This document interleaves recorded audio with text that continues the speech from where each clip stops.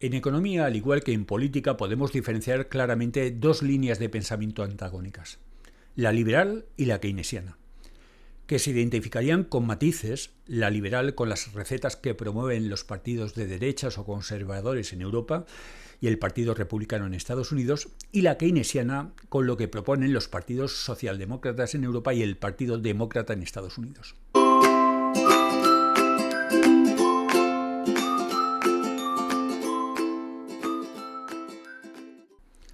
Ambos posicionamientos consideran a la iniciativa privada y al mercado como elementos económicos vertebradores de cualquier sociedad avanzada.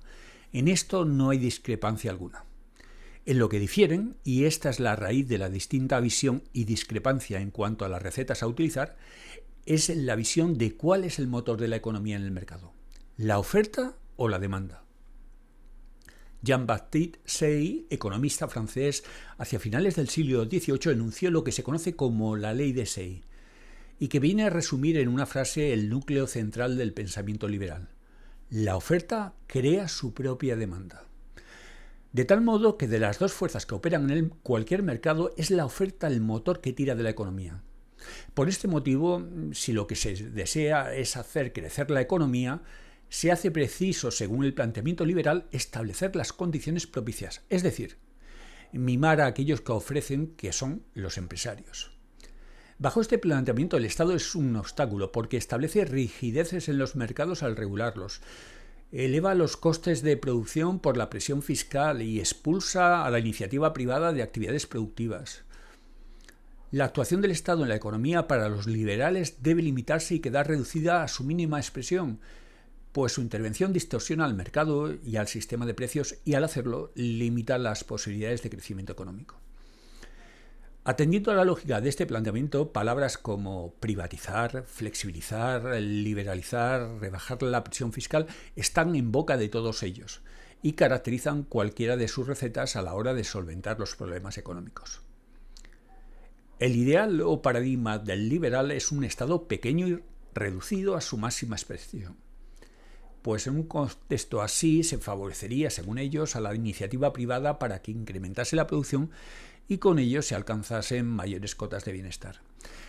Este planteamiento fue el mayoritario en el ámbito académico hasta la Gran Depresión, la crisis del 29. Y dentro de sus referentes emblemáticos destaca, entre otros, la figura del economista austriaco Friedrich Hayek, quien mantuvo una larga pugna dialéctica con John Maynard Keynes, referente de la corriente económica opuesta. Como dentro de cualquier movimiento de gran espectro, dentro del movimiento liberal se encuadran desde liberales moderados que asesoran a los partidos de centro-derecha europea, hasta los más radicales, los anarcocapitalistas como Murray Rothbard o David Friedman, quienes predican un Estado tan minúsculo y residual que hasta, por ejemplo, la actividad de seguridad ciudadana debería ser gestionada por la iniciativa privada. Esta es la línea de pensamiento que pretende imponer Milei tras su triunfo en las elecciones presidenciales argentinas. Los keynesianos, que así se denominan en honor a quien fuese promotor de su ideario, John Maynard Keynes, uno de los economistas más importantes de la historia que cuestionó el hasta entonces paradigma liberal único y cuyas recetas puestas en práctica por primera vez en Estados Unidos de la mano del presidente Franklin Delano Roosevelt con el programa New Deal para superar la Gran Depresión, esas recetas más tarde, tras el fin de la Segunda Guerra Mundial, fueron ampliamente aplicadas con éxito hasta la década de los 70 del siglo pasado. Keynes fue así pues un personaje decisivo en la historia del siglo XX. Fue un gran visionario cuya biografía pone en evidencia su sobresaliente figura. En él no se cumple el dicho popular de que en casa del herrero cuchillo de palo,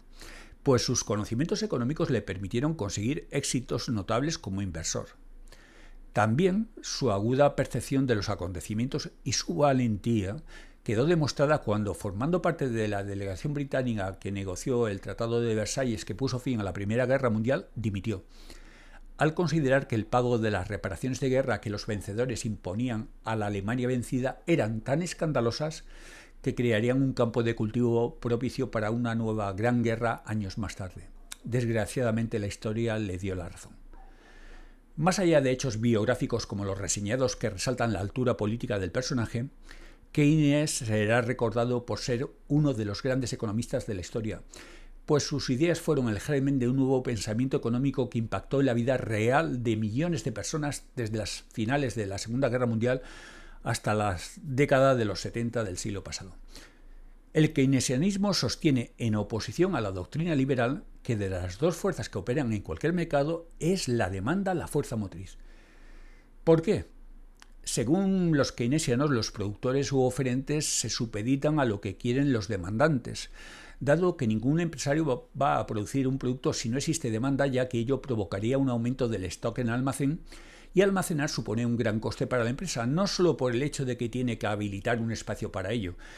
sino porque además gran parte del coste de lo producido ha sido financiado. Es la demanda, según los keynesianos, la que impone el ritmo de la producción.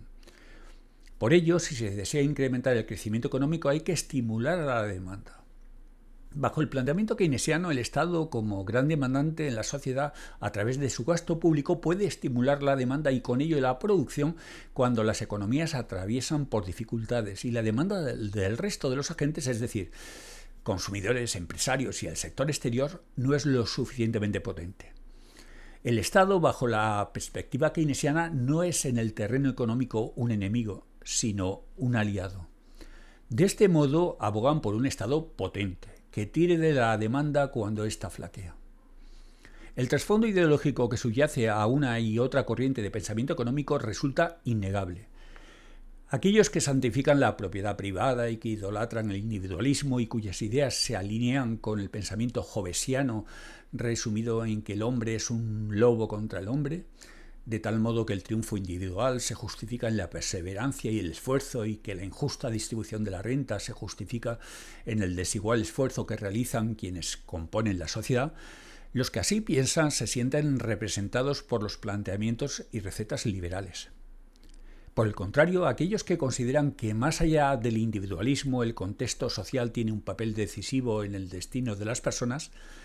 que en palabras de Rousseau el hombre nace bueno por naturaleza pero la sociedad lo corrompe, ven en las ideas keynesianas un modelo de economía de mercado donde el Estado puede jugar un papel determinante a la hora de redistribuir de modo más justo la renta en cualquier sociedad.